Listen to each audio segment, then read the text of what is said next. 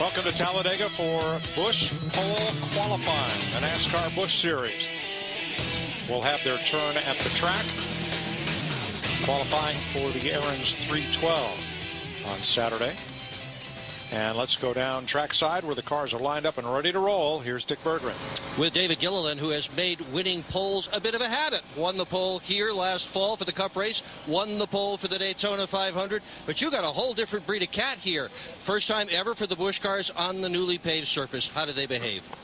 Great. You know, we didn't do any qualifying stuff. You know, we just kind of worked on our race run stuff. But we're real happy with our FreeCreditReport.com Ford Fusion. It drove really good. And, you know, at Daytona, we weren't so happy with it. But here, I mean, it drove really good. And, you know, we were able to work our way up in every drafting pack we were at to go to the front. And I think that's going to be the most important thing for Saturday. But kind of don't really know what to expect here in qualifying. But I feel really good.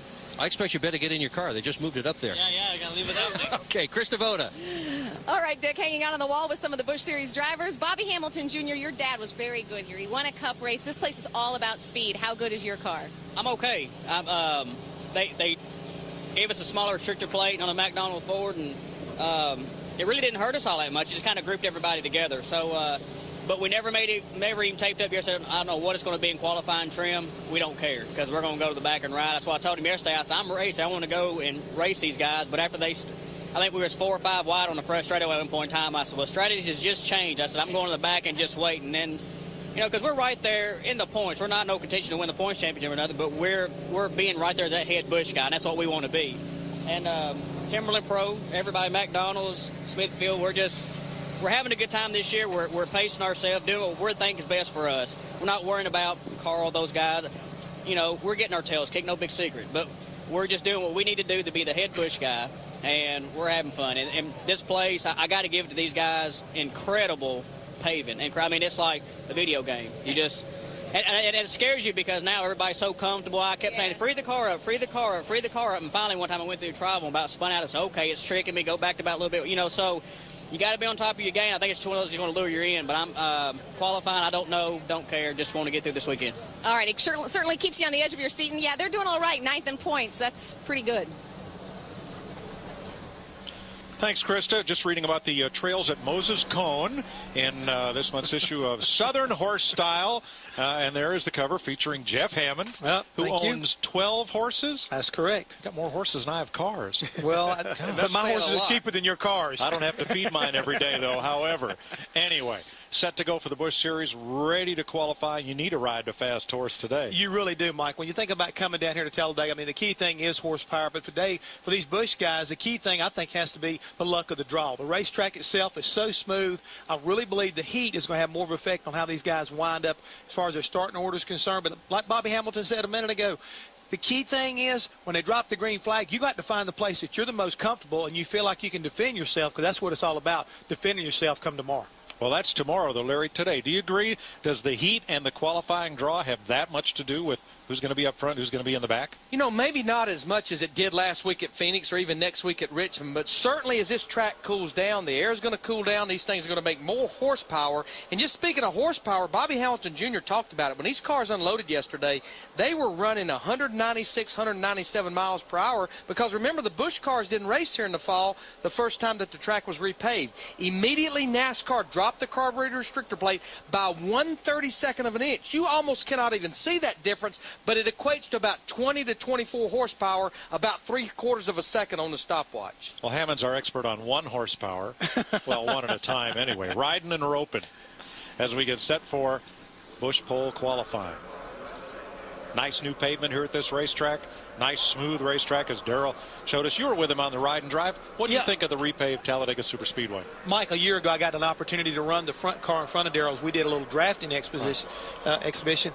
And to tell you the truth, it was surprisingly. It's so scary out there. And when I say scary, it's so smooth. I could have closed my eyes and went to sleep riding around with Darrell. It was just that way. You could not feel the sensation of speed. And I think Bobby Hamilton Jr. once again talked about it. It's so comfortable out there, I think it could create a problem because you feel like you're riding around your local interstate at 70 miles an hour instead of over 170 miles an hour. The racetrack itself is very deceiving, and I think it's going to promote a lot of these guys, or kind of lure them into maybe getting too aggressive to a certain degree.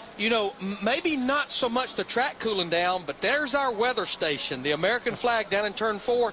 Now that right there could make a difference in this qualifying session, whether the wind picks up or whether it slows down, because obviously if you get that headwind going down one of these straightaways, it's going to hurt your time. It's going to hurt your time, and you already pointed out, Larry, they took and put that 29-30-second plate on them now, and again, that will take the horsepower away from these cars, so you're going to find out how aerodynamic your car is, at least in qualifying trim, with a race package. I mean, that's what it's going to all equate down to. Mike Wallace will be first out. Finished 13th in Las Vegas, his best finish of the season. 7 top 10s and a win at Daytona in July 2004 in his 25 Busch Series restrictor plate races. Mike is definitely one of those guys. He understands the way the draft works. I think he really enjoys racing at Daytona and Talladega and sitting up there 7th in the Busch Series points right now. Larry, I believe he's probably one of the most underrated super speedway drivers that we have. He can run no matter whether it's a Craftsman Truck Series, whether it's the Busch Series, or a Nextel Cup. He has the ability, and again, Darrell was laughing about the fact some drivers can see the air. They anticipate so well, and they know how to field their race car and get the car where you don't bind it up. I mean, I think that's another thing that we can't overemphasize, is that how you set these race cars up. When you turn the wheel, Mike, and again, you've driven, you understand, if you cut too much in there, you can feel the front tires digging in, and when you do that, you're scrubbing speed off. So here, you've got to be very meticulous getting up to speed, not to try to, take any speed or any horsepower away from the race car. Now, Mike was fastest in the first practice for these cars. I dropped way back in the second practice, concentrating on race runs most likely. Yeah, again, as we were talking in our Nextel Cup practice show, this is one of the racetracks where the cars are faster in race trim than they are qualifying trim. And I think even in the Busch Series practice sessions yesterday, we had some guys that were working on race practice in one of the sessions, qualifying in the other. 53.26 for Mike Wallace.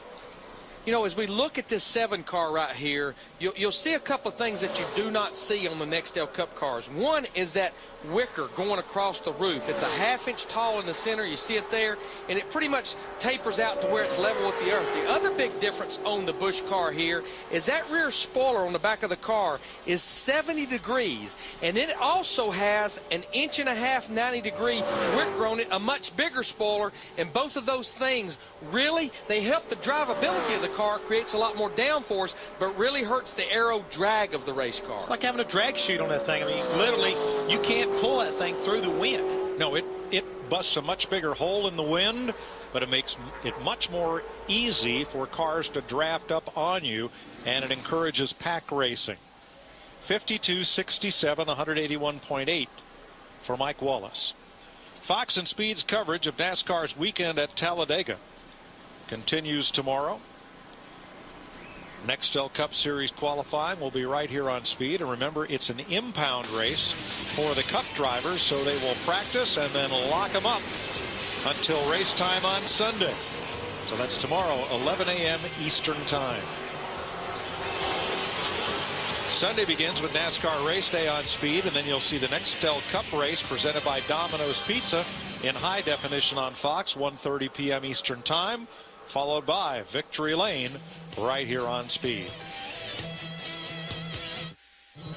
Welcome back to Talladega. J.J. Yaley will be the second driver to take time. He's in the number 1, so both the Finch cars up right off the bat.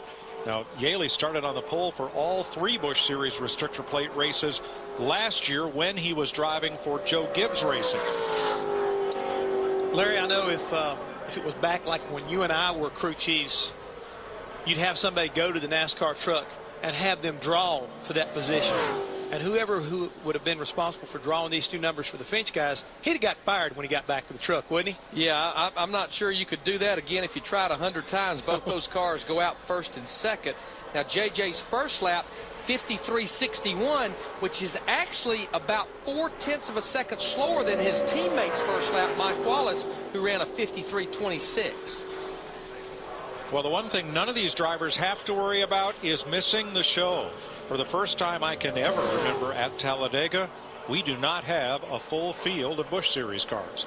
And I'm kind of surprised by that, Larry. I mean, I think that, that the Busch Series has been thriving and having, some strong fields all in 2006, and then to come into the 2007, it looked like they were going strong again. But it looks like Daytona took its toll, and a lot of guys who have elected not to rebuild some cars.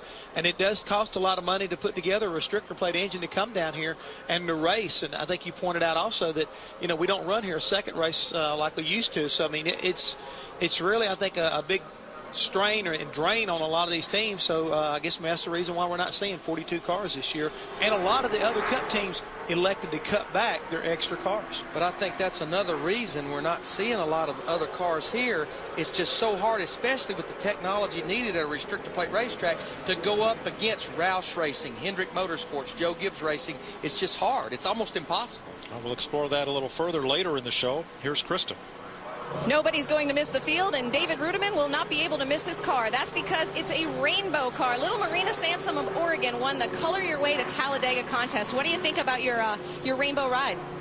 Oh, I think it looks great. I think she did a great job coloring the thing. I could have never gotten it creative, and we got a pretty good Aerodynamic machine, I think, here. What's wrong with your voice, buddy? I got a cold or something, so I'm hanging on. I don't have much voice left. Okay, from Froggy over to Dr. Dick Berggren. Well said. Mike Wallace won the very first practice session at over 197 miles an hour. He was one of 15, the best of 15 to beat the old track record, and then they shrunk the size of the restrictor plate. Can you believe that? Yeah, car still is good? It's just slower now. Yeah, the racetrack's beautiful. It's a newly repaved last year, so car drive is great. It's just a lot slower feeling than yesterday, and yesterday was really comfortable at that 197 mile an hour number. So, it's going to be a great race. As long as nobody runs into anybody going straight, we're going to have a good race all day long. 269 attempts. This guy's never won a pole. Maybe today. Maybe, Mike. Well, we'll see. That change in the restrictor plate, the fastest time in the first session was a full second quicker than the fastest time in the second session. And that's what NASCAR goal was when they broke out that smaller plate, is to knock about 3/4 of a second to a second out of the cars in drafting practice. Martin Truex Jr., a past champion of the Busch Series, has won the last 3 Busch races at Talladega. His 3 wins here lead all drivers in the field. He's only made 1 Busch race this year, and that was a 6th place finish at Talladega. But Truex is one of 23 double-duty drivers this weekend, what we used to call bushwhackers. And a number of car owners have said that the proliferation of Cup drivers in the Busch Series has made it difficult to find backing for cars that are solely going to run and drivers that solely want to run in the Busch Series. It has been, Mike. I mean, again, when you take a look at what's going on in the sponsorship battle, you want to go with the winning operation, obviously, when you look at DEI, and you mentioned Roush, Gibbs Racing, for example. So these sponsors, I think, are migrating more to that, for they feel like they can get more of a bang for their buck. And sadly enough, I think the Busch Series is a really good buy. And, people need to look back at it, I think, in a little bit different direction. But, again, I think this is one of the problems we have with the Busch Series this year. Limited field, as well as a lack of good sponsors. Martin Truex goes to the top of the board, Jeff, 52.36 for the former series champion, who is 3 for 3 at Talladega. Actually, DEI is going for 5 in a row here. Speed's presentation of Busch Series qualifying is brought to you by Budweiser, official beer of NASCAR. This is Budweiser. This is beer. Morgan Shepherd trying to make his 4th race of 2007. He has 6 career poles and 15 Busch Series victories. Now that's just back to 1982. That's when they started officially counting in the Busch Series, and for some reason have chosen to not include any of the victories scored in what was NASCAR's late model sportsman division before it became the Busch Series. So for fellows like Sam Ard and Jack Ingram, Monk Tate, and Morgan Shepherd. Those totals would be quite a bit higher if victories before 1982 were included. Because by 82, Morgan was a full-time Nextel Cup driver. Yeah, he really was. Again, you know, it's hard to sometimes roll back the hands of time, Mike, and look back in those history books. But Morgan Shepherd at one time was a very fierce competitor. And I remember watching he and Harry Gant used to do some fierce battles around the tracks at Hickory and at Charlotte and other places they were coming up through there. But once he got to driving for Cliff Stewart out of High Point, North Carolina, he really started making his name for himself and at that time the Winston Cup Series. Now we're going to ignore the go or go homers because they all go. Everybody makes the show. And Morgan right now on our list showing 4th of 4 at a 53.557 and the first lap quicker. Yeah, I mean, that tells me that car just is not running. When you don't pick up on lap 2 here, something is not even close to right with that race car. But Dick Berggren, as you know, sometimes these guys, they know they're in their show. They kind of take it easy and watch those gauges, make sure they don't do any damage to that car. Well, I'm with Martin Truex, and he doesn't know what it means to take it easy. He just wants to go. 3 starts here, 3 wins at Talladega from 3rd, 4th, and 12th, all in this car. You do it again tomorrow? I hope so. You know, we'll see. I don't think that's going to end up starting, you know, as good as we have in the past, but I think we've got good gear picked out for tomorrow in the race, and who knows? We'll have some fun. Anything can happen here. 3's been a great streak, and it'd still be a pretty cool number to finish out on, but we want to go for 4, and we'll see what happens. But I don't know. Who are you most worried about tomorrow? Nobody in particular. You know, there's a handful of cars that could win this thing. There has been every year, and I've just been lucky enough to stay out of the wreck and be around at the end and be able to race for it. So hopefully we'll have the same thing tomorrow and at least get a chance to go for the win. Might I add, good enough to stay out of the wreck and hang around to win. Mike, and one of the things that I'm so impressed about is, again, he's had 3 starts here, 3 wins, but if he could pull off that 4th win, I believe that would tie him, talking about ties and Dale Earnhardt this weekend, he would tie Dale Earnhardt with 4 straight wins in a Busch Series, I think at Daytona. Driving for Dale Earnhardt Incorporated. Driving for Dale Earnhardt Incorporated. I mean, talking about history and kind of like a fun fact. Dale won 5 at Daytona, 5 in a row, 1990 to 94, and that is the Busch Series record for competitive wins at one track, 5. So he got a good little record to be shooting for. And again, as we mentioned before going to break, DEI itself, with Dale Earnhardt Jr. winning the first one and then Truex winning the next 3 here, they're actually going for 5 in a row as a corporation here at Talladega. On track is David Gilliland in the 25, who started on the pole for the last 2 Cup races that had restrictor plates. Talladega last fall and Daytona this spring. He finished 16th last week at Phoenix, his best finish since winning at Kentucky last June.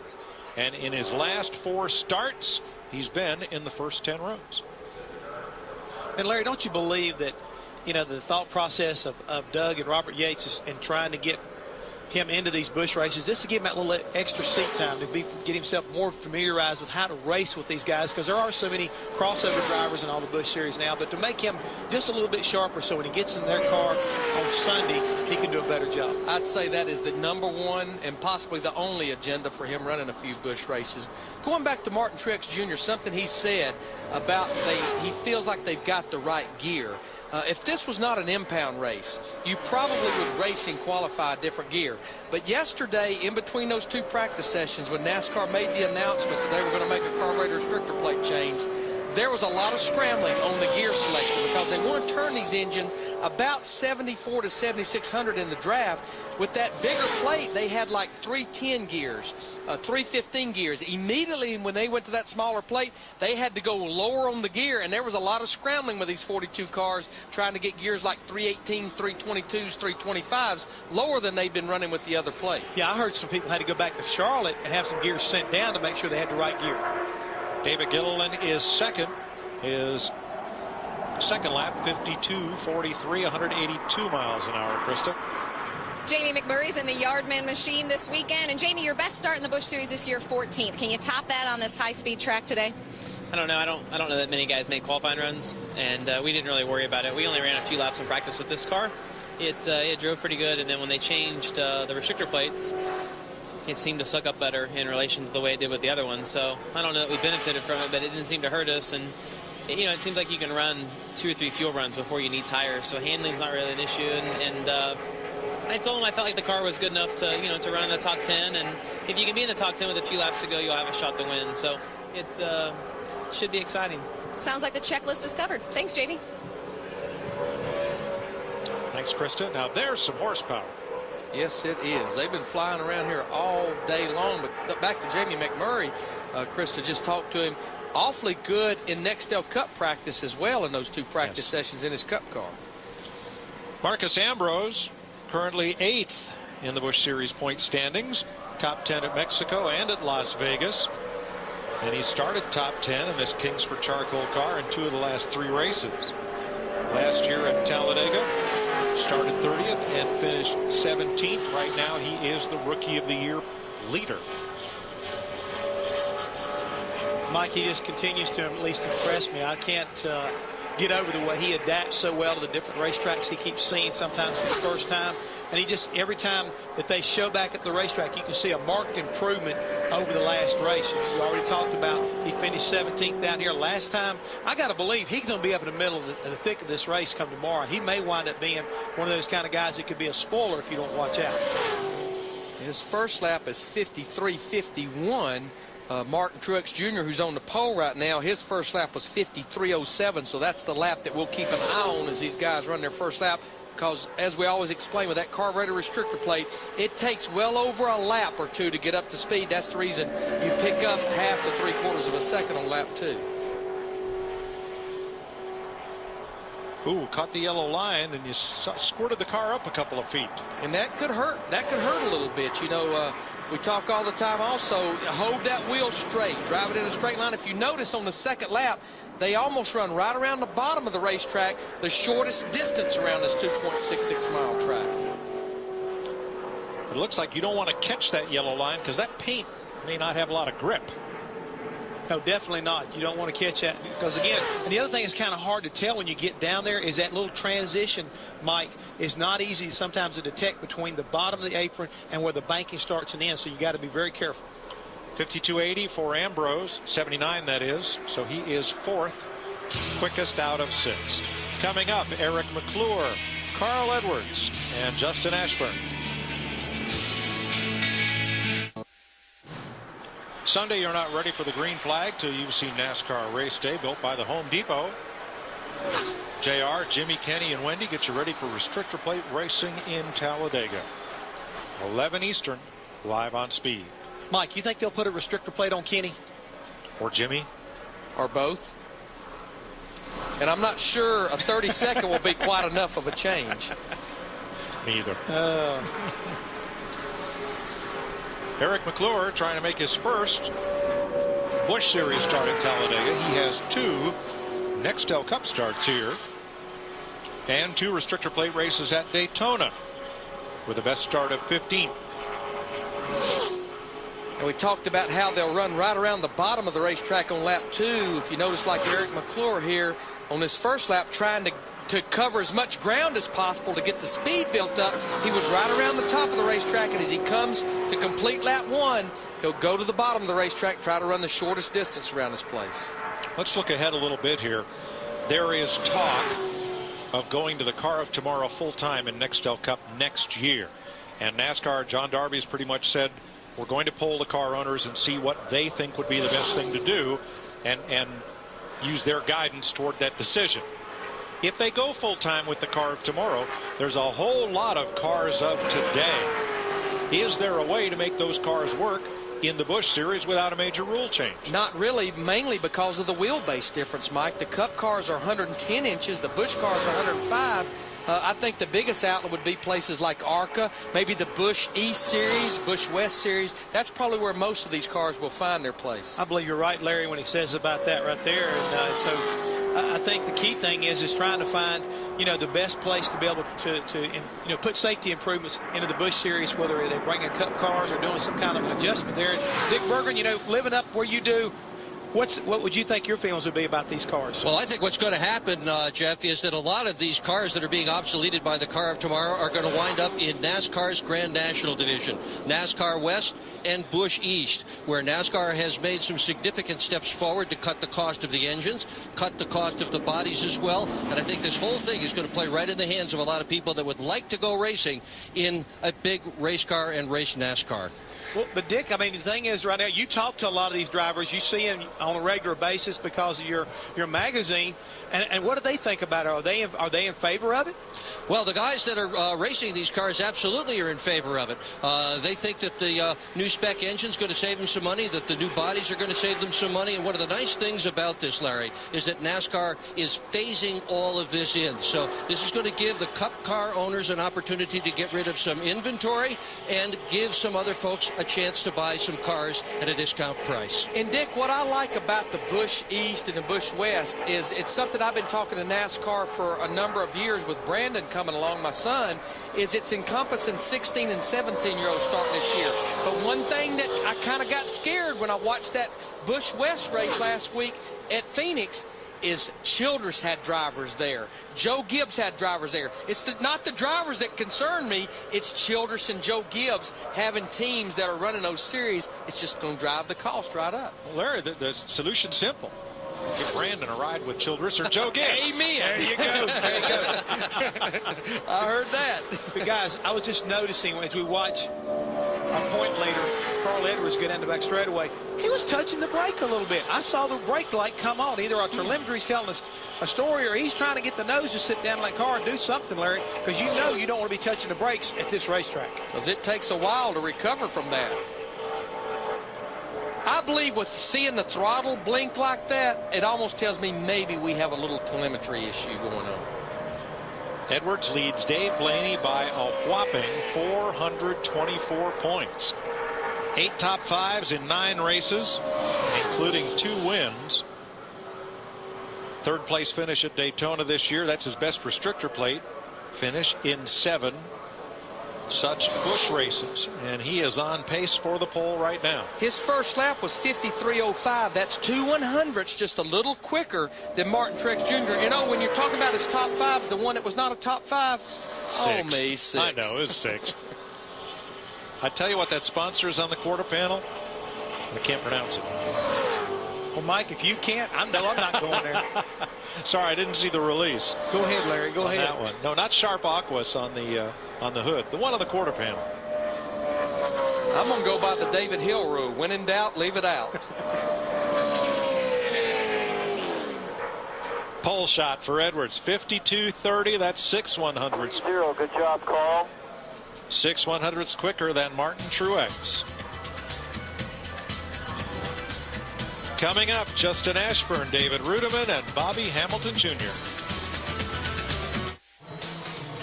Carl Edwards has just completed his run. He is quickest so far. Let's go to Krista. Well, down here with the guy who was quickest in happy hour yesterday, that would be Mike Bliss. So, Mike, those smaller holes in the restrictor plate, they must not have bothered you any, huh? You know, it's strange.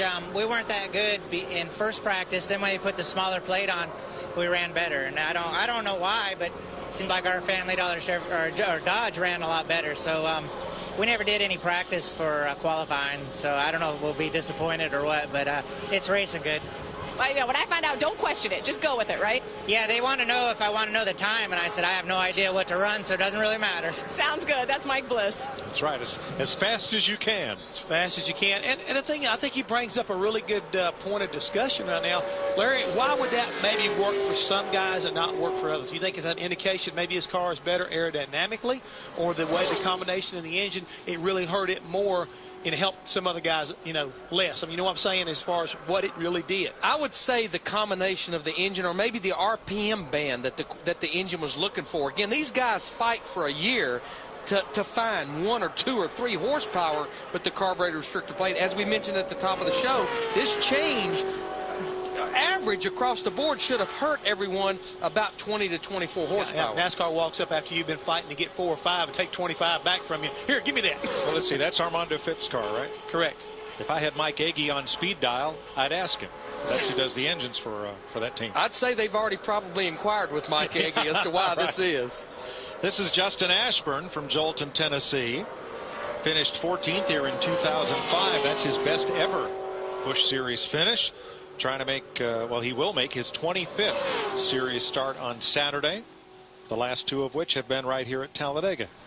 You know, we were talking earlier what makes it hard on teams coming here, and I saw this in the garage area yesterday, is teams were looking at their cars like, I'm not sure what to change. We always use that phrase, you've got what you've got. I mean, NASCAR mandates the rate of the rear springs at 400 pounds. And simply the reason they mandate it there is they know the softer you go with these springs, it gets that rear spoiler out of the air. They mandate the maximum size of the front anti-roll bar or sway bar at 2 inches, and they don't necessarily mandate the front springs, but you have to have a minimum of 3,000 pounds total rate, which most guys I think are just running equal 1,500 pound springs. So much of the setup is dictated, there's just not a lot you can change. Nice pickup for Ashburn, but he is still 9th of 9. He will race tomorrow because there are 42 cars here for a 43-car field. And let's meet the man who's quickest. And that would be Carl Edwards, and life is nearly perfect for Carl Edwards right now. 424-point lead in the Busch Series. Worst finished 6th on the pole for this race so far. But on the radio, you told your crew this car has a significant shake in the corner. Impound race. Are you going to have to work on this car and lose the front position? What do you do? I don't know. That's up to PK. That's why he makes the big bucks to make the decisions. I'm really proud of my guys. The car is really fast. But yeah, like I said, it's just I go in the corner and I get down the corner. It's like when there's a load, a vertical load on it or a side load or whatever, it shakes like a wheel bearing's bad or something like that. We thought it was a wheel weight and it's still doing it. So a little nervous about it. I'm excited about the sponsor though. These Sharp Aquos TVs are pretty awesome. I think I might get a TV out of this deal. I'm really pumped. I got to play some Tiger Woods golf on one the other day, and they're just awesome TVs, and we're glad to have them on board. Can you pronounce the name? Go ahead, Rusty. Show them the name of the sponsor. Go ahead. Here we go, Carl. It's Vacuity, and it's display enhancement by Sharp Aquos, and hope I'm saying that all right. But we hope you get a television. Yeah, I really hope I do. They make a 65-inch, like 1080 display, or so. I don't know all the technical jargon, but I know that it's an awesome TV, and you can watch, races or play video games, whatever. And I'm really hoping this one in my living room. You're doing such a good job. Would you now throw to Krista, please? Krista, it's over to you. Thank you very much, Carl. We hope you get that television. I think you should. And we're hanging out up here at the front with Brad Coleman. And Brad, you have a tie to Alabama, specifically Auburn University. Tell us the story. Yeah, I actually got a full-blown scholarship from Auburn University to do racing there. Unfortunately, I wasn't able to accept it, but I mean, it's a great school. I love that place. They have a great football team. And I just had to devote myself to racing, once-in-a-lifetime opportunity. So turn down the scholarship and it was in their motorsports program to drive full-time. Get the real-life experience out here in the Busch Series. Oh, yeah, you definitely learn a lot going out there with all these Cup drivers. I mean, they'll teach you some stuff that you don't want to learn. I mean, it's pretty tough. All right, and Brad Coleman is making his first Busch start at a plate track. He is definitely excited. Thanks, Krista. First off, I get it. Vacuity is a play on the two words visual acuity. I'm impressed. So I'm very impressed. That's the sponsor on Carl's car. He got it right. Secondly, how many Crayolas come in a box? 64. Yeah, it 8, depends 16, on which size 32, box. Yeah, 64. what size box you buy. Well, they used them all on David Rudiman's car. This was a coloring contest. A girl won it, and the car is faithfully reproduced in her design and colors. Wow. David finished second in Nashville, his best series finish. 3 straight top 10 starts. Finished 6th after starting 14th in the truck race here last year. Now his first lap mirrored Carl Edwards' first lap, but his second lap will only be good for third quickest at a 52.40. And Brad Coleman, Auburn has a good football team. Alabama has a great football team. Alabama, Auburn, they stamp it on your birth certificate when you're born here in Alabama. I didn't know that. Now you do. You got any comments, Mr. Hammond? Better hurry.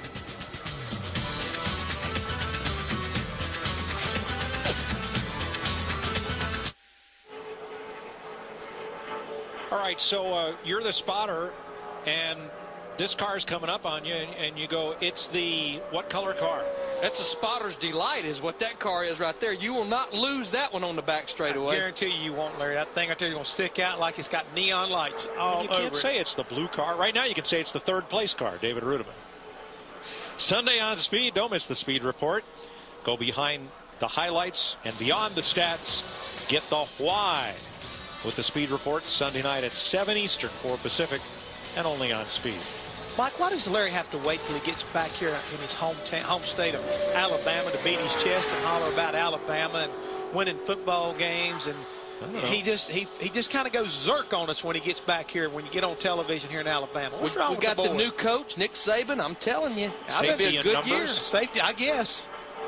So, is there something in the water down here that does something for you? When I see that sign says, "Welcome to Alabama," here I come. It's a home game for Larry Mack. I guess so. Put him on a leash, a short one. Just keep me out of the infield, right? That's right. Well, you keep him doing TV shows all day and all night. That's a pretty short leash. Yeah, exactly right. Bobby Hamilton Jr. finished 9th at Nashville, and so far that's his only top 10 finish this season. He's currently 9th in the point standings, however, and finished 13th in a truck race here last year. Now, if you are coming to the track from the Atlanta area, across western Georgia, eastern Alabama, I-20 is under a great deal of construction westbound from Atlanta. When you start seeing construction signs, get off I-20, get on US 78, which parallels the interstate, and once you see Sweet Home, Alabama, get back on the super slab. And you'll save yourselves a lot of time. You better believe it. Let me just tell you how special football is here in Alabama. I'm just going to give you one more tidbit of information. Let me explain something to you right quick. I have been an Alabama fan since Bear Bryant days, okay? My first college coach, Pat Dye, who came from Alabama to East Carolina, was my coach. And so my high school coach and my college coach all beat Alabama football into me, and I love Alabama football. I don't want you to get the wrong feeling right there, my friend. I just had to give you a little bit of a hard time. Uh-oh, Larry's digging for stats. He's digging for Before he does, let me tell you that Bobby Hamilton Jr. is 5th fastest with a 52.50, and the next car on track is the number 9 of Casey Kane. All right, go ahead, 3rd and 10 from your own 22. Well, here what I was going to tell you. They have a game. It's called spring, their spring game. Right. It's called A-Day. Okay. It's just a scrimmage. Right. How about 92,000 people at that ball game down there in Tuscaloosa? Just a little old scrimmage, 92,000 people. But you mentioned Coach Paul William Bear Bryant. Mm-hmm. And I put this sign up in Brandon's race shop, and Coach Bryant said this: it's not the will to win that matters. Everybody's got that. It's the will to prepare to win that matters. And I think that's so true in the sport of racing, whether it's Busch Series, Nextel Cup, or whatever. We all know that if you're not prepared when you show up here, it sticks out like, I guess you might say, Alabama getting beat by Auburn. Ooh, that's not good. They'll back the U-Haul up to the coach's house. That's exactly right. Casey Kane finished 7th at Atlanta, his only top 10 finish in 5 Busch Series starts this year. And in 13 Busch restrictor plate races, he has just one top 5 finish. That was 5th at Daytona in February 2 years ago. You get nervous when I go digging through my briefcase when we're on the air, don't you? Just when we're in Alabama.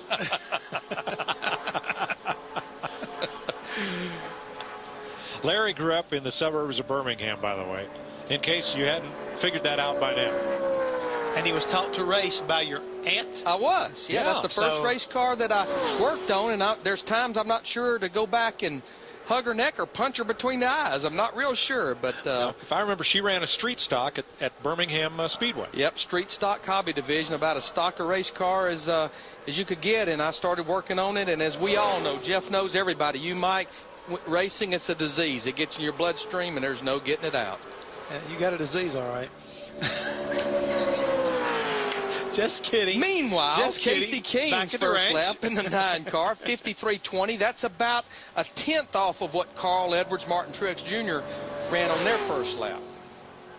I always loved going over to see what Neil Bonnet called the Gopher Dome, which was there in Hueytown. Hueytown, yeah, the high school Hueytown football Gopher. field. And there were so many gopher holes in the field. They call it the Gopher Dome. I don't believe they use that field anymore. but he'd talk about it kind of fondly. And, you know, that's, to me, that's what's kind of sad, regardless of whether I'm from Alabama or not, is, you know, the Alabama gang, of course, Bobby and Donnie Allison, Davey Allison, Neil Bonnet, Red Farmer. You know, we really, right now, our state's not represented with someone running in the Nextel Cup Series. But speaking of Red Farmer, we had a shot earlier. He was roaming around the garage area. Chances are that he will probably be over at the Talladega dirt track, the short track Not across. chances. Not He will chances. be there, huh? I talked to him this morning. He came walking into the office where I was at. I said, "What are you doing?" He said, "What are you doing?" I said, "I'm doing nothing." He said, "I'm doing it better." But he said, "I just dropped my dirt car off over here at Talladega short track, getting ready for the night's race. I got a match race. They're hoping that Tony Stewart will come over. Kenny Wallace, Kenny Schrader, to name a few of the drivers that'll be there. Plus, he's planning on running tomorrow night in the 50 lapper that they've got." He said they'll have about 40 or 50 late models that they'll show up for a 24-car field. Last weekend, the total number of cars over at Talladega short track was about 130. So they have a huge count and a lot of race fans, just like football fans here in Alabama. Now tell the rest of the story, Larry. When we saw Red Farmer on camera, Red's what, about 72 years old? And he was in the garage area chatting up a pretty girl about a third his age. Yeah, I think he was actually chatting with Carl Edwards' girlfriend, considering Carl was about to go out on the racetrack for practice. They weren't talking spring rates and sway bars, you think? Probably not. Probably not. Jamie Mack in the Yardman car finished 14th at Atlanta. His best Busch Series finish in 6 races in 2007. Andy Jeffers up here, he's our stage manager. He thinks that's hilarious. We have a lot of fun doing Busch Series qualifying at Talladega, regardless. Jamie has 4 top 10s in 12 Busch Series restrictor plate races. 3rd at Daytona in July 2003.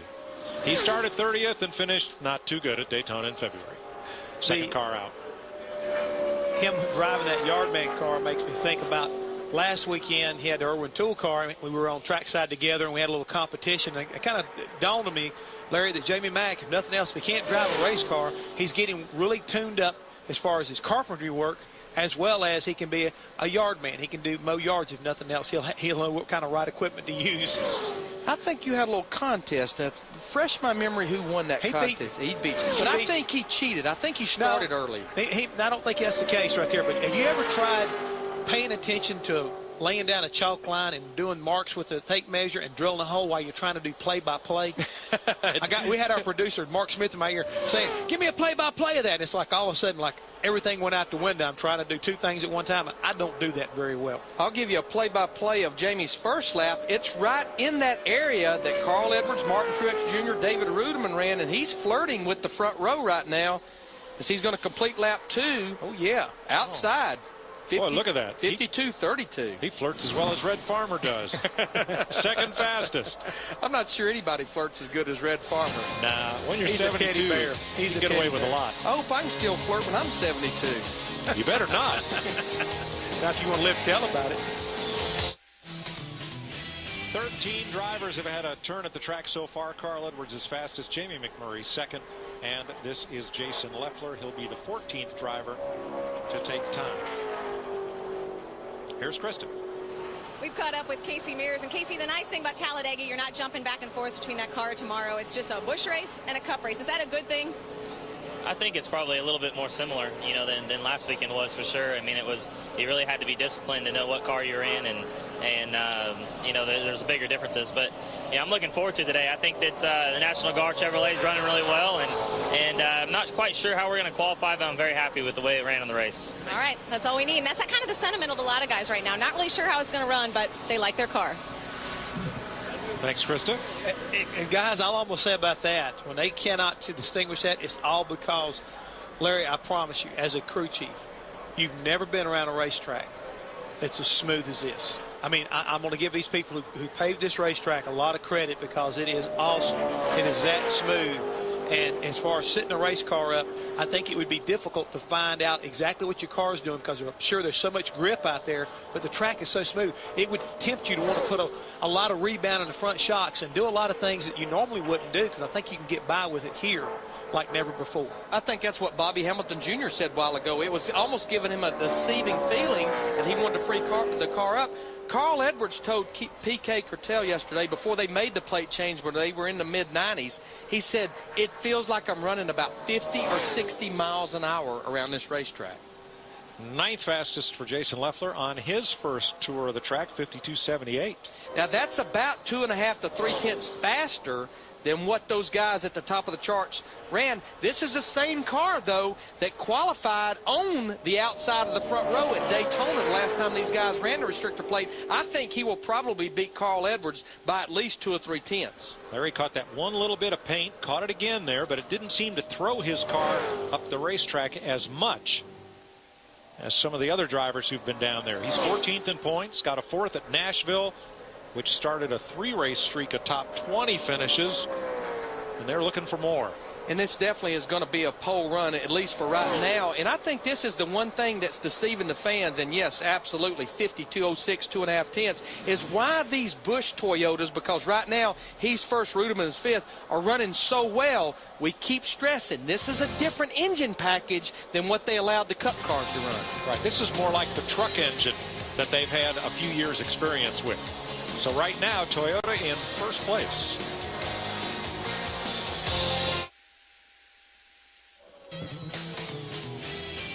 Danny O'Quinn is the 2006 Busch Series Rookie of the Year, but without a full-time ride this season. Maybe he should have one. He is second fastest.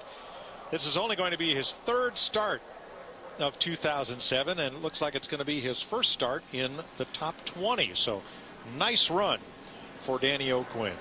Dick? Yeah, but as I've been standing here with Jamie McMurray, he has gone from 2nd to 4th. What's happened to us?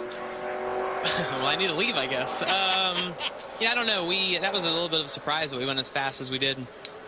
Pretty happy with the Yardman car. It drafted pretty good, but, you know, not very many guys made qualifying runs, and we didn't either. So at Daytona, we had to start a little bit in the back, and we ended up getting caught in a wreck because of that. So hopefully we'll be a little bit farther up front, and then I feel pretty confident that we'll race well. Good for you. Like to see that smile. That's good.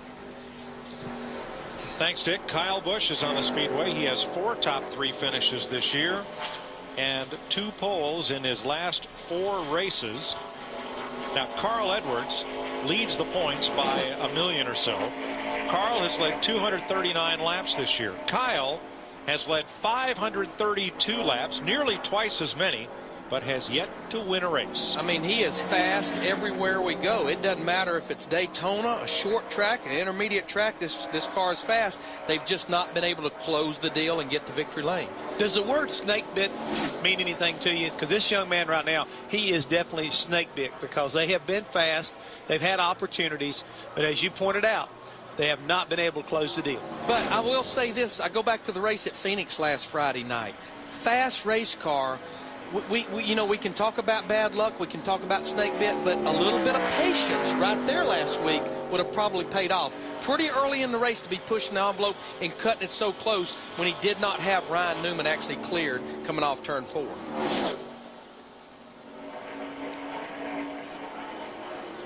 Yeah, it's the old adage, Larry, to finish first, you must first finish. Yeah, I mean, he has led a lap at least in all 7 races. He's always at the front, just digging. And go back to Daytona, had a fast race car there. I will go back to snake bit there because he had problems with that Waterman fuel pump cable. Jeff, that engine doesn't sound right. When he came by here, it sounded flat, Mike. It really did. And the watch showed it, 53.35. That car is just not up to speed. It doesn't sound like. It didn't have that real crisp sound when it came underneath us here at the start-finish line. He's going to get a good pickup here, but yeah, just the car. Well, you folks listen.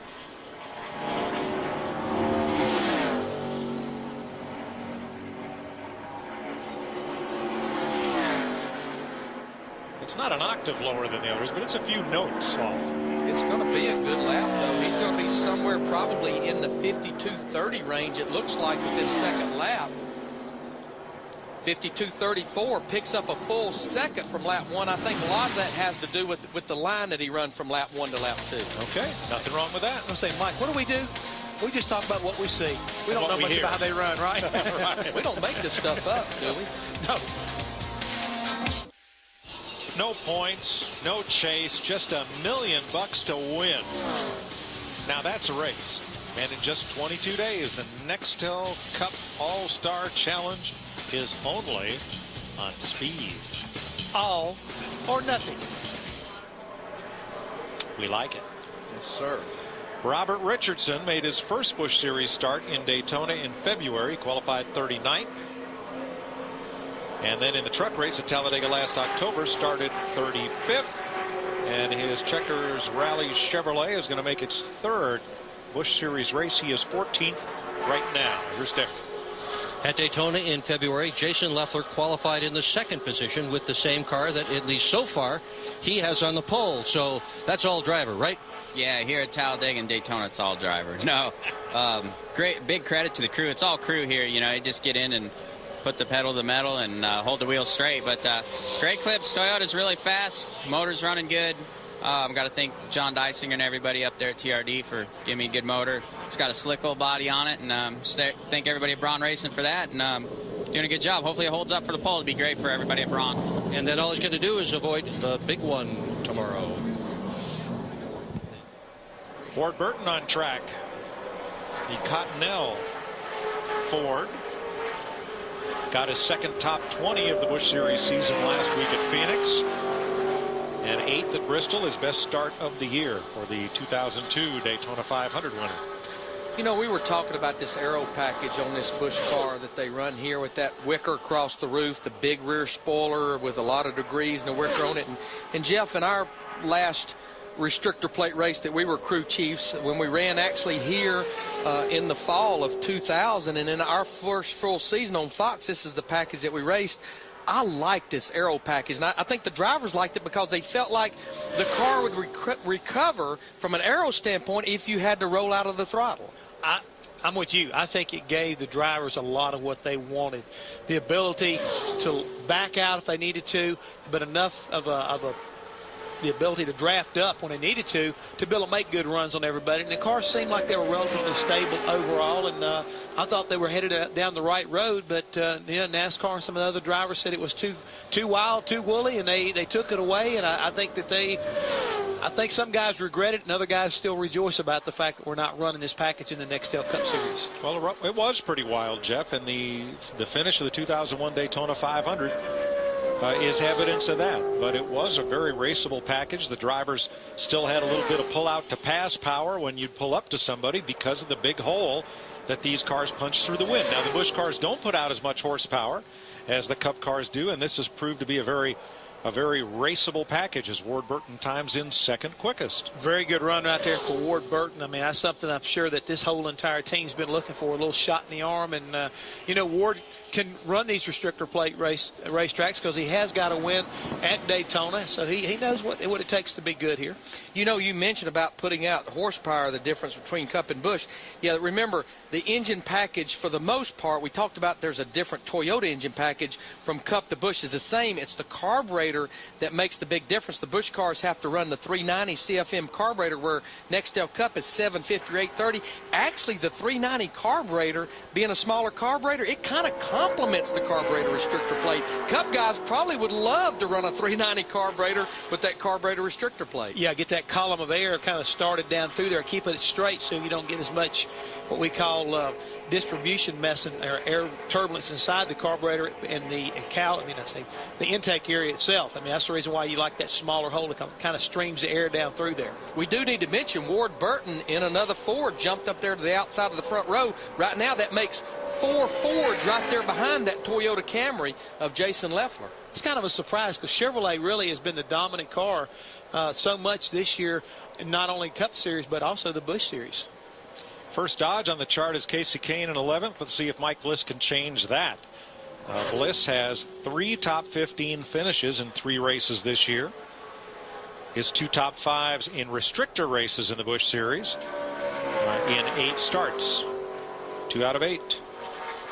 You know, Mike was talking a while ago when we interviewed him about how his car really didn't slow down when they went smaller with the plate. This team is running the whole schedule, but I feel like they're maybe a little bit behind with something about the restrictor plate package, either with the engine or possibly with the body. They actually missed the race at Daytona back in February. Yeah, I was going to say, with David Strimmy driving this car here, they had struggled, but since that time, they have really shown a lot of muscle. I mean, been able to go out and qualify well and race extremely well this year with this 22 car. Well, a 53.40, if he gets the usual pickup of a little less than a second, it should put him right at the top 10. Top 10. And Mike, when you were talking a minute ago, you talked about how this aero package punches a bigger hole in the air. And when you think about it, with what we're going to be seeing here in the fall with the COT car, that's exactly what the COT car does. So I'm wondering how it's going to affect, you know, the drafting and the overall race when we do show back up down here later on this year at Talladega with the COT car. And if I'm correct, I believe Elliott Sadler and several other drivers are coming down here to do a tire test right after this race, as well as trying to figure out what gears and restrictor plate. Yeah, one thing NASCAR I think is going to do with that car tomorrow, because they did it at the Daytona test with the 12 and the 2 car, is they're going to go to a gear rule. It'll be a gear a lot like we run at Fontana, Michigan, places like that. And guess what? A bigger restrictor plate to go with it. Mike Bliss is 13th fastest. Speed's presentation of Busch Series qualifying is brought to you by Bayer Advanced. In the blue bottles, better science, better results. Brent Sherman, who scored his only Busch Series top 10 at Talladega 2 years ago, drives the Big Lot Chevy to a 16th place effort, 52.90. Krista? Normally on the number 88 U.S. Navy Chevrolet, you would see Shane Huffman's name above the door. This week, a special tribute to the Blue Angels, specifically Lieutenant Commander Kevin Kojak Davis, who was killed in a crash last Saturday flying his Blue Angels Hornet. Shane, I know the U.S. Navy very special to you. I assume that's why you decided to do this tribute. Yeah, that whole group with the Blue Angels there is a real neat group. They travel just like we do, really. They all travel together, and they go from show to show, week in and week out, just like we do. And you know, so that they're real comparable to our deal, and you know, really feel bad for that whole family there, and especially Kojak's immediate family. And know it's a big loss for all of them, and you know, that's just a small thing that we can do, you know, maybe to help out a little bit. And that's exactly what they're going to do. They're racing for Kojak Davis and his family. All these guys who race for the U.S. Armed Forces, they say it's a very special tribute, an honor. Jeff, you've been around the Blue Angels. They're just a great group of guys, aren't they? Mike and Larry, I was going to say, I've had the privilege of meeting this gentleman, Mr. Davis, when I was out there a little over a year ago, when I had an opportunity to fly with the Blue Angels. And they are a tremendous group, a very close-knit group, a lot like us here in the racing family. And, you know, our hearts and prayers go out to that whole entire group of Blue Angels and their families, because I know how much this really impacts them. And again, a great tribute there by the guys on the 88 car. Dave Blaney is up next. Has Avocados, a part-time sponsor, and right now 52.76 on that first lap. He's flirting with it. That's 2/100ths of a second faster on lap 1 than his teammate Jason Leffler, and you can see right there he is definitely flirting with this front row position, maybe the pole for now. Must be the health benefit, because every time he runs this Avocado car, he gets a good run. He gets a good run, and I tell you what, Larry, he's not flirting. He's going to be coming through. Knock, knock, here I am. First by 4/100ths is Dave Blaney. 2/100ths on lap 1, 4/100ths on lap 2. He finished second at Daytona. His best Busch Series restrictor plate finish in 5 starts. And he is second in the standings. Oh, just a few points behind Carl Edwards, 424 of them. Nice run for Blaney. This is the big one, boys. We have it here every year. All-Star Week on Speed, coming in May. NASCAR on Speed. It's huge.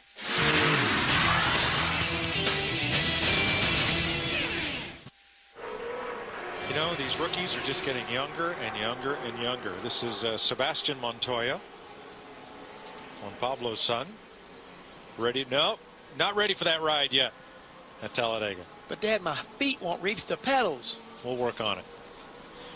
Joe Gibbs Racing has won the last 4 restrictor plate poles. J.J. Yaley and Eric Almirola, and now Brad Coleman has taken his Chevy to the top spot.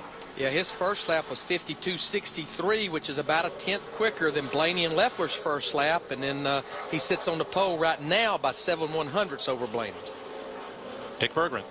And that means Danny O'Quinn is now in the 5th position. He is on a part-time program, just 2 starts so far this year. When you're only running a few of these races, how big a deal is it for you to come to Talladega and start up front?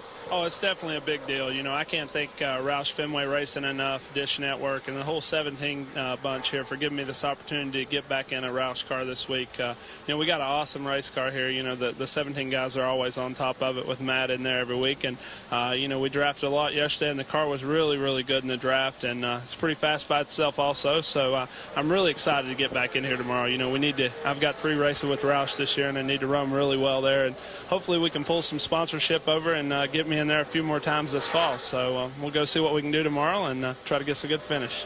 You can feel the pressure, Mike, can't you? Yes, it's pressure, but it's also opportunity, Dick. I mean, I sat down with Danny for a little bit yesterday, and this will be his 3rd start this year. He's slated for 2 more, but certainly Jack Roush, Fenway Roush Racing, they will give him more races if they can come up with that sponsor for him. And I think people are kind of like missing a golden opportunity there with this young man. I had a chance to spend some time with him during the offseason, and I think he could be, you know, a sponsor's dream because he is so humble, he's so genuine, and let's say, you know, he's such a big guy. I mean, he's not getting an opportunity to run more, Mike. I really am. I agree. David Reagan's getting an awful lot of opportunity. Rookie in the Nextel Cup Series. And in the Busch Series, he made his only restrictor plate race at Daytona this February. Started 17th, so he's rookie in both series. Top 5 in the Daytona 500, and his first Busch top 10 came at Texas 2 weeks ago when he finished 5th after starting on pole. Now he's got teammates like Danny O'Quinn, 5th through 7th. O'Quinn is 5th, Edwards is 6th, Jamie McMurray is 7th. And that's about the area that it looks like this 6 car is going to run. 52.28. He's 5th quickest. He's actually the fastest of those 4 Roush cars. Yeah, by 1,000th of a second. Pretty equal. Coming up, Regan Smith, Tony Stewart, and Reed Sorensen. Regan Smith in the Ginn Resorts number 4 finished 8th last week at Phoenix. His 3rd top 10 of the season and 2nd in the last 3 races. He'll make his 95th series start tomorrow in 6 restrictor plate races in the Busch Series. He has a best start of 20th and a best finish of 15th, both at Daytona last July, and Regan Smith has timed in 9th quickest. He's surprised a lot of people with how strong and how consistent he's been in that car so far this year. He's done well. Tony Stewart, 2 career Busch Series victories, both at Daytona. He's started 4 races in 2007, finished 11th or better in each one of them. And earlier today, very early today, at 6 a.m. this morning, he was summoned to a meeting with NASCAR officials to discuss his actions of last Saturday night and his comments of Tuesday night on his radio show. And a little earlier this afternoon, it was announced that NASCAR had fined Tony $10,000 for failing to complete his post-race obligation at Phoenix. It is specified in the entry blank that the top 3 finishers go to the media center. So in addition to the fine, Tony got probation for the rest of the year. He told Krista earlier, or told one of our pit reporters earlier, that he felt it was a fair and just penalty he said on his radio show he did not think he was required to go to the press conference, and rather than lose his temper, thought the better thing to do was to leave. But that's not what the entry blank required him to do. Actually, I spoke with Dick Bergman earlier. Yeah, I had a chance to be a part of that press conference earlier today, and he apologized for the fact he did not know that it was at the bottom of the entry blank as well as in his contract. So he said, I made a mistake, and I'm having to pay the price for it. I understand it. And he was very genuine. Again, you know, Tony's very quick to speak his mind, but at the same time, when he knows he does something wrong, he'll stand up. He's man enough to say, I'm sorry about it. And, I think it really went well. Well, I agree, Jeff, and you'll always get a straight answer out of Tony. May not like the answer, but you'll get a straight one. You'll get a straight answer. I spoke with him after the press conference, and he said his biggest regret was not taking his concerns directly to NASCAR before airing them on the radio show Tuesday night. So Tony is 21st at a 53.11. I was going to say, considering how this car normally performs, it has the Richard Childress Racing engines in it. 21st out of 25 cars for this 33 car. Mr. McReynolds, could it be that they have got it? Not too good, but we kind of figured we weren't qualified too good.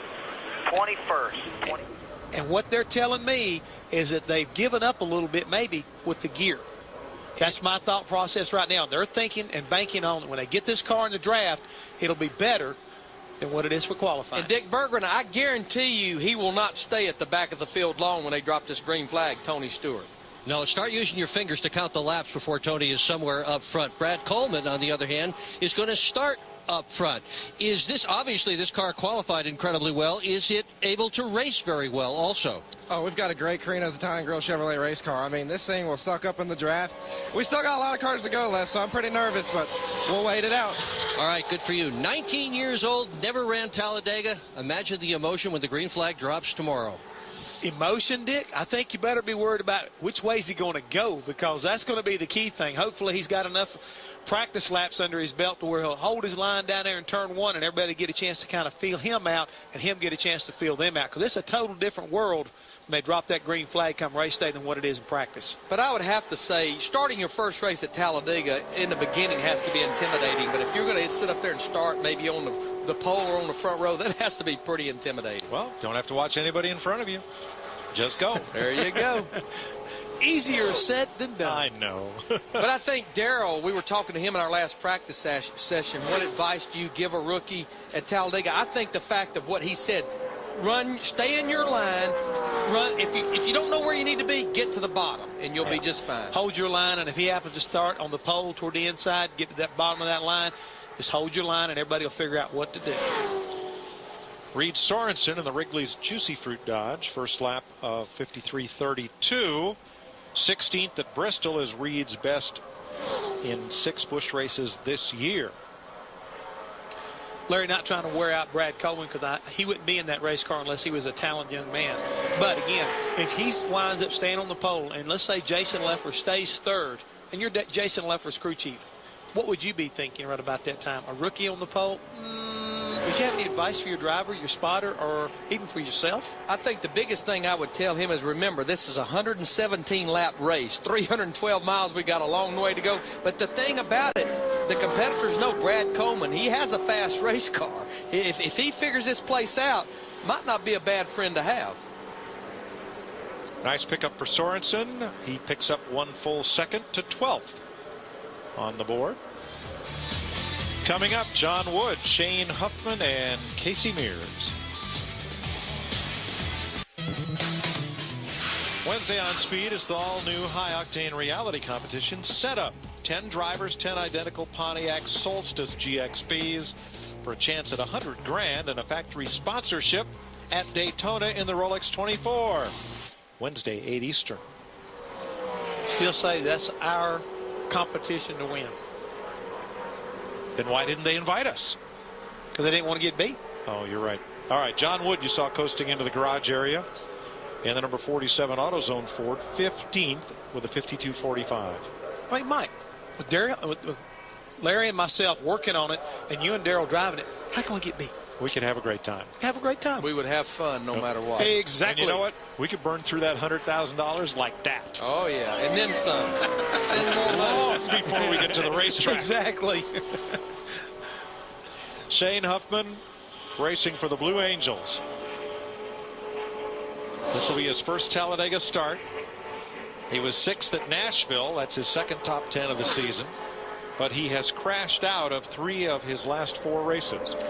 And I talked to him in the garage area yesterday. If you were watching watching the very beginning of the Busch race last week from Phoenix, I said, Shane, what in the world happened? He said, well, A, if I had $1 for everyone that has asked me that, I would be able to replace that car. And he said, B, Larry, I have no idea. And he said the car was tore up so bad, there was no way to analyze what broke or what happened on that race car. It just took straight off through the infield there about lap 1 or lap 2. Hard crash. It looked like the throttle stuck or the brakes didn't work or a combination of all the above. His first lap, 53.58, which is about a second off of what Brad Coleman. And here's the thing I'm wondering, and it'll be interesting to see maybe how Scott Wimmer, Clint Boyer, Kevin Harvick runs. But we go back to Tony Stewart. Did not really get that good lap in qualifying. This is Richard Childress Racing engines in this 88 car as well. 52.99. He's right there with Tony Stewart. He's 23rd. Stewart is 24th. Larry, I'm telling you right now, don't get excited. Because when these cars line up for the race tomorrow and they drop the green flag, I really believe these guys have got a better drafting package than they do. And you know what's interesting about that comment? I know it's comparing apples to potatoes, but I go back to the Daytona 500 in February. The 3 Childress cars qualified terrible for the Daytona 500. They were some of the slowest cars there, but you saw where they pretty much ended up when they dropped the checkered flag on the Daytona 500. They were factors, and that's a very good point, my friend, because, again, that's what we're looking at here. Daytona and Talladega are still both super speedways, and they're both restricted plates. And I know it's comparing Busch to Cup, but I can't help but remember that. They were terrible as far as a single lap. I think it has something to do with it. I do know the difference, however. Apple and potato? You don't have to core a potato. Casey Mears in the National Guard Chevy, 7th at Phoenix last week, and that's his first top 10 in 5 Busch Series starts this year. Now, Jeff, you talked to this group here. This group had a terrible speed weeks. It was a complete disaster down there in February at Daytona. It was, and again, they were down, but they realized that some of what was going on was out of their control, and other things, just the way it worked out. They wanted so badly to go down and give Casey Mears that opportunity, because he's shown that he can drive a restrictor plate type track, whether it's Daytona or Talladega. He's had some really strong runs, and they really felt like that they could capitalize on that. They could take advantage of the fact that he had a teammate like Kyle Busch, and they could get up there and possibly pull away and, you know, smoke the field. It just didn't work out. Bad luck. Yeah, they tore up 2 cars in practice and ended up missing the race. Yep. They've taken to honoring individual units on this car. The 155th Armored Brigade of the Mississippi National Guard is what is on Casey Mears' car this week. Casey's teammate, Kyle Busch, right now is 10th quickest in the 5 car. That's a pretty good first lap. 52.86. It's about 2 ticks off of what Brad Coleman ran. He's got a shot to jump up there in the top 5. Yep. Flirting with it there, as you see on the tracker. We only have 1 Chevrolet in the top 8 right now, but he's at the most important spot. Brad Coleman in the Chevrolet at the pole, then 2 Toyotas, and then 5 Fords following the 2 Toyotas. Fastest Dodge right now, Reed Sorensen's 12th in the 41 car. This is definitely going to be a top 5 run for Casey Mears in the 24. Look good through 3 and 4. And there's plenty of good Chevys left to run, like Almirola, Labonte, young fellow named Earnhardt, and Harvick. Yeah, a lot of Chevrolets here at the bottom side of qualifying. And who won the last race there in Phoenix, Mike? He hasn't gone yet either. Casey Mears is 4th fastest. Good run. And Larry, we'll see you over on trackside. Have fun tonight. I got to go down there amongst my people. Look, they're gathering down there. Larry Mack's people. Brad Coleman is fastest so far. He's just kind of hanging out. And Dick, I can't see the wide shot. It doesn't look like he is in sight of the racetrack where he's sitting. What's up? He is deliberately not in sight of the racetrack. He said that he's going to pay attention if they ask him to move his car. If they ask him to move his car, it would mean that he is off the pole. But he's not watching the scoreboard. He's not watching a monitor. He's not watching anything. He is just rather savoring the fact that so far, at age 19, this kid's still on the pole.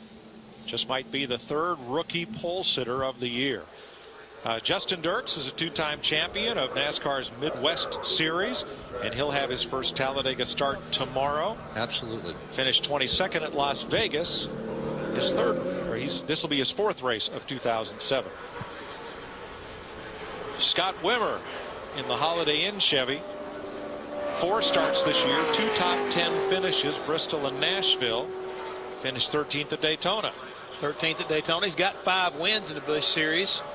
But we normally see Jeff Burton in the 29 car, so this is one of his rare appearances in this car right now. But, Mike, I think what I'm going to be curious about, if this 29 car kind of like holds suit with the other cars that we were mentioning earlier about as far as Richard Childers racing engines in them, whether or not they'll qualify well based off of maybe a gear selection.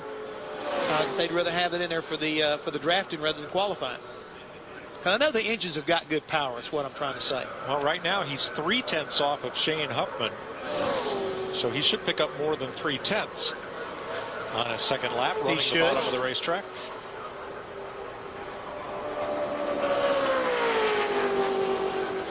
This will be about an 8/10 pickup if he runs 16th or 17th. 8/10 of a second, that is.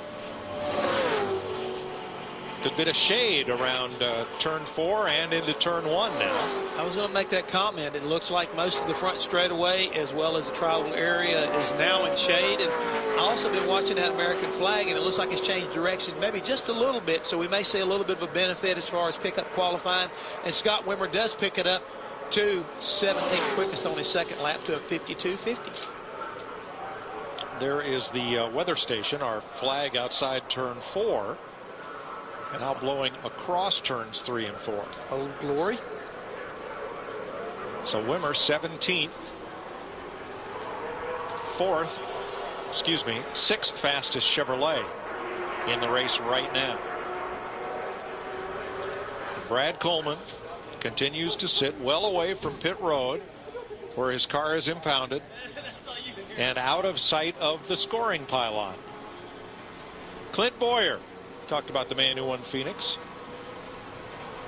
Camping World Chevy. That was his 4th Busch Series victory in 92 races. He got his first Talladega pole in his 3rd try. That was April 2004. He's made 5 starts this year. 4 of those 5 finished in the top 6. You've got to kind of like, at least I believe, getting a win like he did at Phoenix could be kind of like the catalyst to get him on the roll. I mean, he's been, I think, in a position where he can kind of like break out. He could have won several races last year. I think he's a much smarter, much better race car driver this year than a year ago. So, I mean, if these guys start, tasting victory, it could lead to another victory, and I wouldn't be one bit surprised to see him challenging for a win here tomorrow.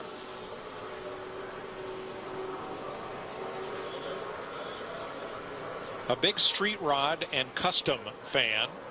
He has a 50 Merc that is his pride and joy, and an old street rod pickup that is just equally as neat. I'm getting ready to say, I see that big smile on your face because I know you love antique cars or vintage cars of any kind, and I think that anybody who has a car like that catches your eye, don't they?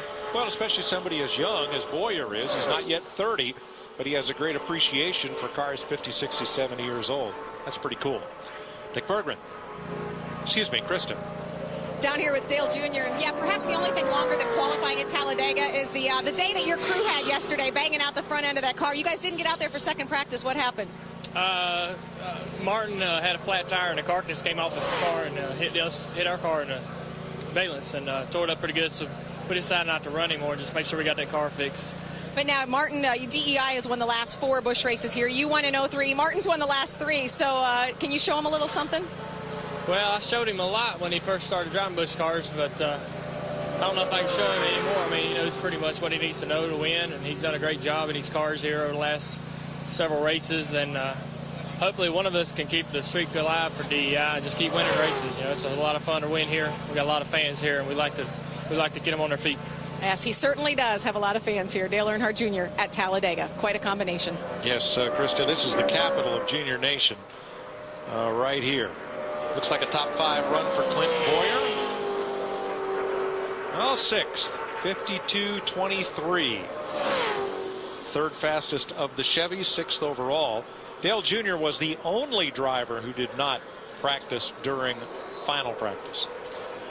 And again, he knows he's got a good race car, and that's the reason why I think they were willing to, try to get that car, back in the shape it needed to be in for the race and for qualifying here today. And I wonder who he's talking to right there. We're told that Brad Coleman is on the phone to his dad, Brandon. I'd be checking in with Dad and letting him know how things are going. Hey, Pops, my stomach is turned upside down. It's in a knot. What can you tell me? How do I handle it? Should I thank you and Mom if I win this thing? Looking for a little father-in-law advice. Here is Montoya. He has 2 restrictor plate races this year. Daytona in the Busch Series, we started 16th, and in the Cup Series, where he finished 19th. Got his first Busch Series win at Mexico in March. This is his first Talladega start in the Busch Series. He made his first stock car race here in the ARCA Series last year, qualified second, finished third.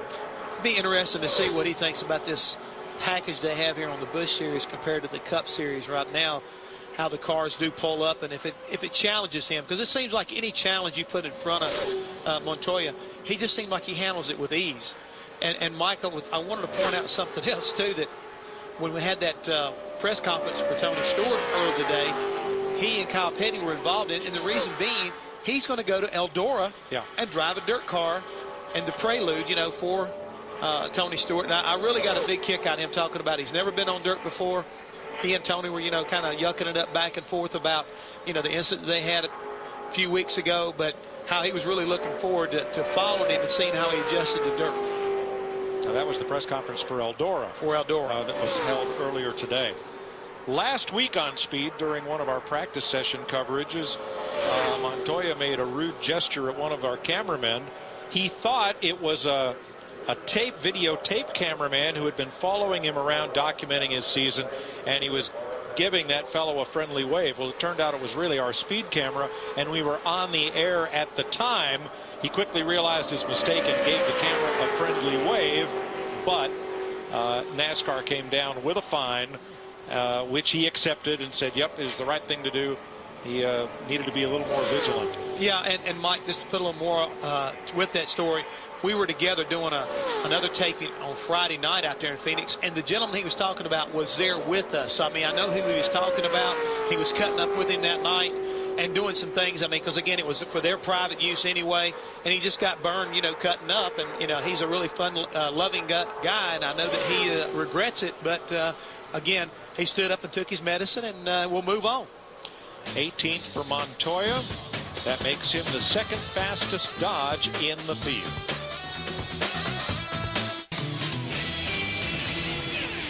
Donnie Neuenberger on track. He'll make his 21st career Busch Series start on Saturday, driving a Ford, and he clocks in 34th at a 54.57.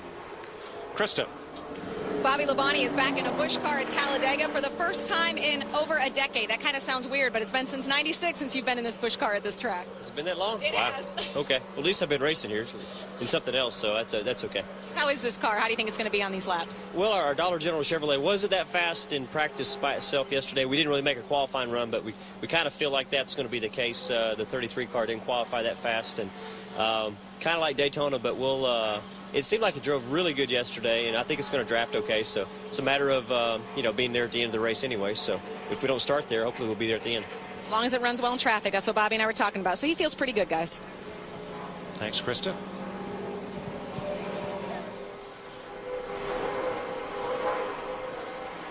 Eight cars to go.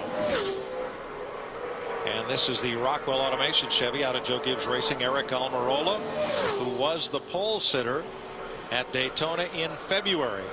That was his second pole in the Busch Series. He finished 19th, one of two top 20 finishes this year. He ran the truck race here last fall. Now let's see. He is a teammate to who? The guy who's on the pole right now, Brad Coleman in the 18 car. He's sat on the pole at Daytona. What do you think, Mike? You think he's got a shot at maybe knocking his teammate off and upsetting his apple cart? Well, if anybody does, this is one of the fellows who has the best chance. He does, for sure. And again, I know that he'd like to sit on that pole, but I'm sure his teammate right now, Brad Coleman, might be pulling against him just a little bit. I don't mind sharing the front row with you, but I don't want to give up the pole if I can help it. First lap for Almirola, 52.98. That's pretty sporty. Pretty sporty. Not quite as good as I think Coleman's lap was the first time, but right there. Now Coleman ticked the paint down in 3 and 4 a couple of times, slid up just a little bit, had to make a minor correction. Let's see how Almirola handles it. Car handles good down the straightaway. Looks good right now, but he's not really gaining the speed that I thought he would. No. Down that back straightaway. The car looks like it might be running just a teeny bit hot. And showing a little bit of air under that valence. It is. And all of those things take speed away. Just not really gaining like he needs to off of turn 4 down through the travel area. No, the car stopped picking up speed when it crossed the line on lap 1. And this second lap will be no threat to the pole. 18th for Almirola. There again, I'm sure Brad Coleman is breathing a sigh of relief because he knew pretty much what his teammate had. See, big smile right there. Yeah, that kind of works.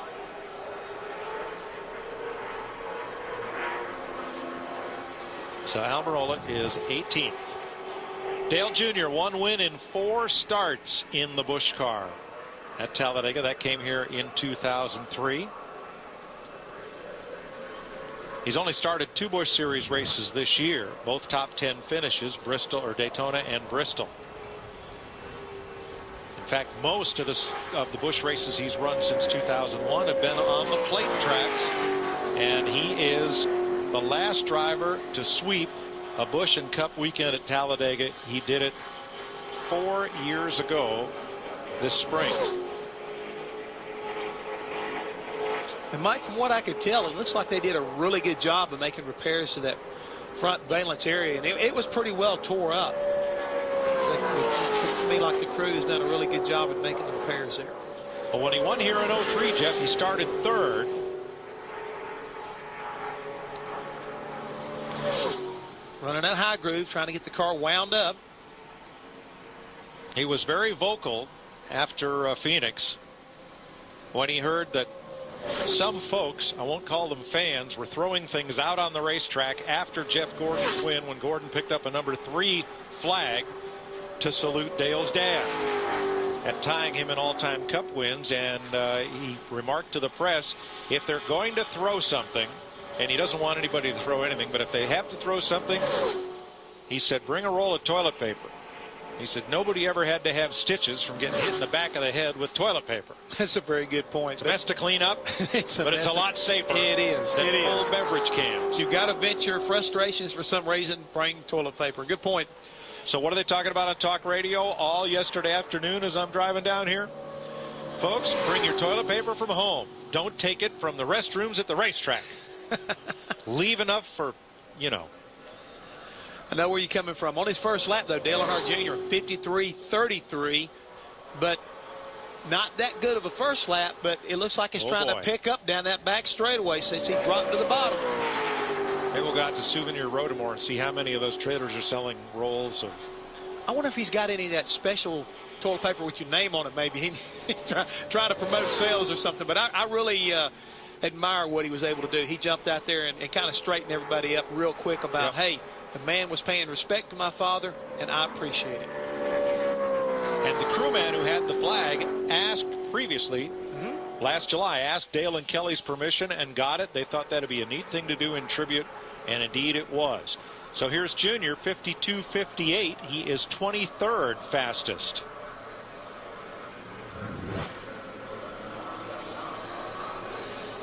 He and his dad have both swept the weekend here at Talladega. Dale in 93, Junior 10 years later. Krista? Kevin Harvick's got a friend on board with him. It's ZNet. Now, Kevin, what exactly is ZNet at AutoZone? I hear this is pretty cool. Yeah, ZNet is going to make it a lot more friendly for the customers and people that go into AutoZone, and teach you everything from changing your own transmission to, you know, helping the people out in the store to buy more, buy parts easier. So it's a great new system that they've got. But looking forward to driving this AutoZone Chevrolet this weekend. Probably won't be very exciting in qualifying, but it'll be really good in the race. Okay, we're going to hold you to that for tomorrow. Thanks. It's Kevin Harvick. And you wonder why they call him Happy Harvick. Look at his expression. Now look at this young fella's expression. What's going to happen? This man here is innocent. Harvick, you better watch out. Yeah, he's got that little devilish look in his face, Mike, all the time. He's mischievous. You need to watch him. Bobby Labonte in the Dollar General Chevy finished 8th at Las Vegas. He's run 5 Busch races this year. That was his best finish. 3 top 10s in 9 restrictor plate races in the Busch Series. Won a Cup race here in '98. He's driving one of Kevin Harvick's cars, the 77. Now, last weekend at Phoenix, Kevin Harvick actually drove this number 77. First time this year he's been in his own car. You have to get a plate card when it comes to those drivers for the Harvick guys. I mean, Harvick race team. It's a lazy Tony season. Raines one deal, and then it's Tony Stewart the next week, and you just never know who's going to wind up being in it. Well, that's why they sell programs. Exactly.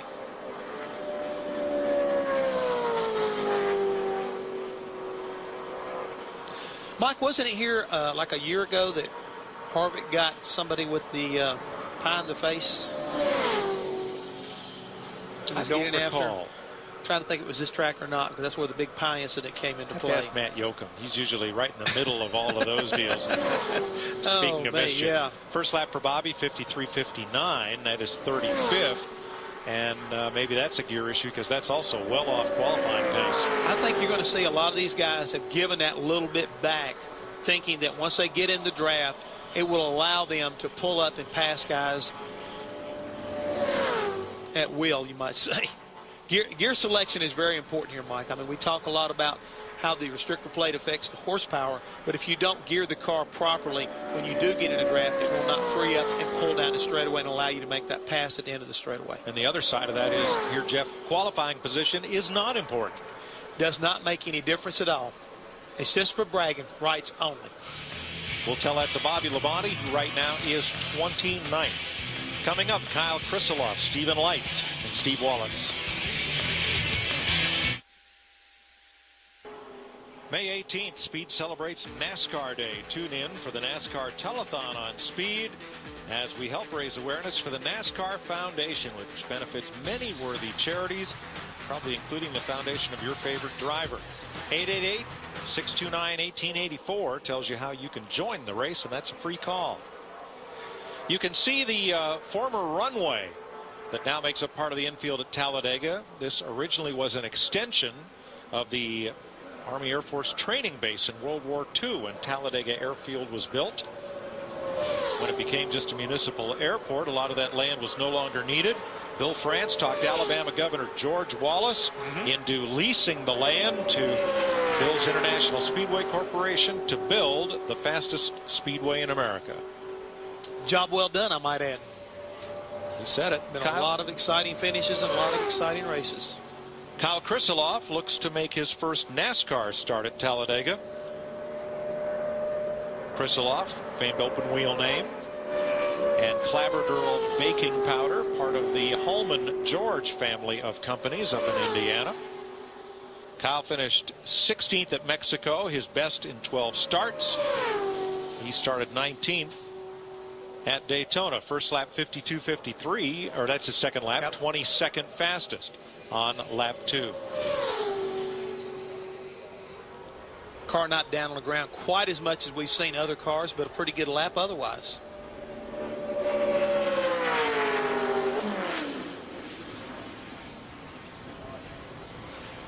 Stephen Light. Just 4 drivers left to qualify. Light, Stephen Wallace, Greg Biffle, and Kevin Harvick. Now, Stephen Light has 3 restrictor plate starts, and all of them have come from 8th place or better. His best series finish, again 8th at Nashville.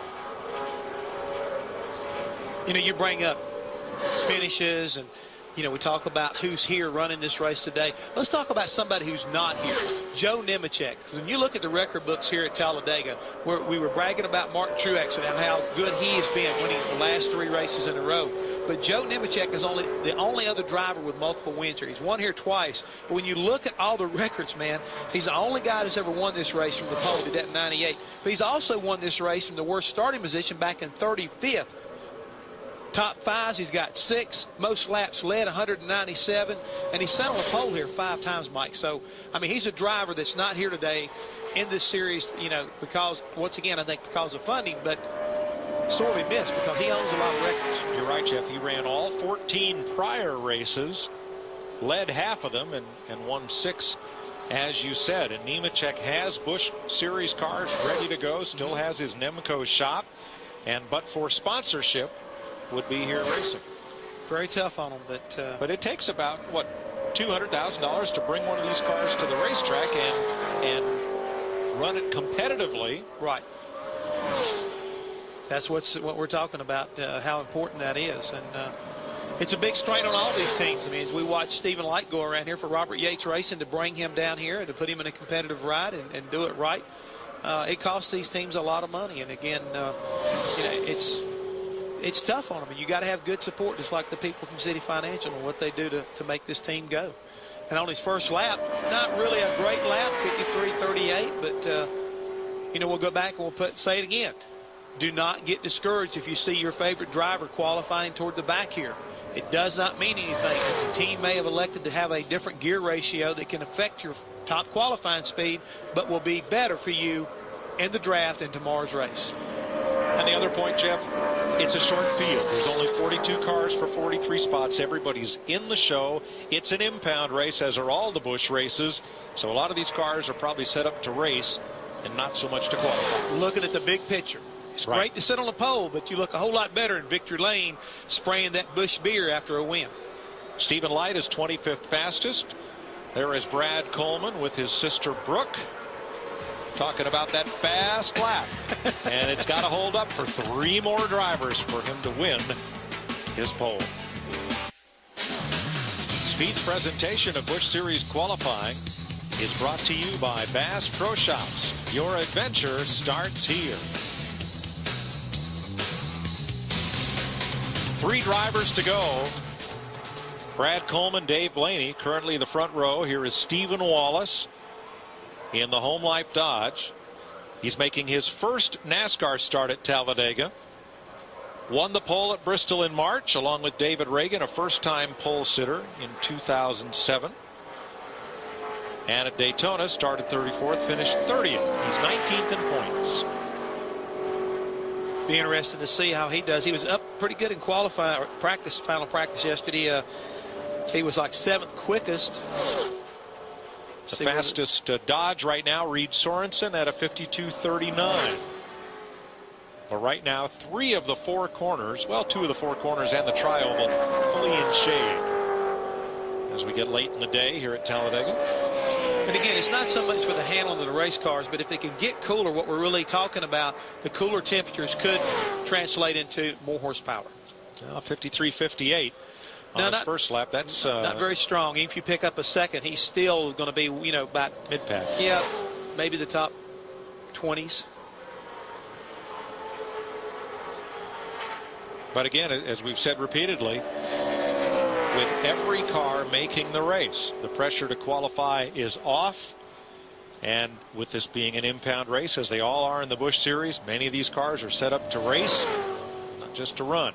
Now, in the Cup Series, different story. 18 drivers tomorrow, 17 drivers looking for 8 positions. 9 will go home. Right. And as Darrell says, the first race is to get in the race. That exactly is not right. the case here. No, a lot of pressure off of these guys as far as qualifying. And even a great time if you wanted to maybe do a little experimenting and try to do something with your line or try something. This is not a bad time to try it. 26 quickest for Stephen Wallace. Nice little pickup. Picked up almost 9/10 of a second to a 52.65. He's the 4th fastest Dodge. Just riding around. That's the one thing about the way this racetrack is, and we keep talking about how smooth this racetrack is. A driver can almost go to sleep out there. It's very monotonous and very boring trying to run those, concise laps. Greg Biffle, former series champ. Boy, 2002 seems like a long time ago. It really does. Back in the 16 car. Finished 6th last week at Phoenix. But he was driving for a different team. Yep, 4 top 10s in 8 races. Has never won a restrictor plate race in the Busch Series. I'm kind of surprised, as dominant as he has been at different times in his career in the Busch Series, that he hasn't been able to accomplish that. Because you would think restrictor plate racing, aggressive, get out there and basically wrestle the lead away from somebody, make a really daring move. It would really kind of fit his driving style. He's been second twice in the plate races, both at Daytona. But 16 starts, still looking for restrictor plate win #1 in the Busch Series. Right now, the fastest Ford is Ward Burton, who is 5th overall at a 52.20. And right now, it's just Biffle and Kevin Harvick that separate Brad Coleman from his first career pole. Well, let's look at it like, well, guess what? If both of them beat me, the worst place I can start is 3rd, which is not all bad.